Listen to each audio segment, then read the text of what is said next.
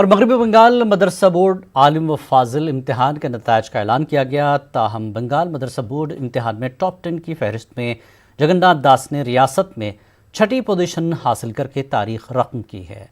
मदरसा इम्तिहान में 13% गैर मुस्लिम तलबा ने हिस्सा लिया। बोर्ड के सदर अबू ताहिर कमरुद्दीन ने मदरसा तालीम पर की जाने वाली तनकीद को अफसोसनाक बताते हुए कहा कि बंगाल के मदारिस में 60% असातिज़ा गैर मुस्लिम हैं। उन्होंने तालीम को सियासत से दूर रखने की ज़रूरत पर जोर दिया। हाई मदरसा आलिम फाजिल जो एग्ज़ाम था, वो एग्ज़ाम का आज हम लोग रिजल्ट पब्लिश कर रहे हैं।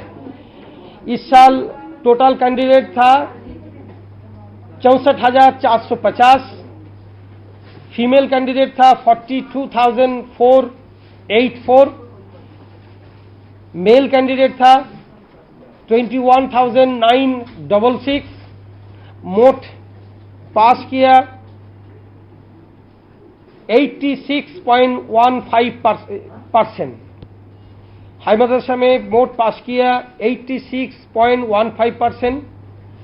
आलिम में अपीयर किया था 9,233 कैंडिडेट, पास किया 88.56%। फाजिल में टोटल एग्जाम दिया था 4,081, पास किया 89.56। झारखंड के मंजूरशुदा मदरसों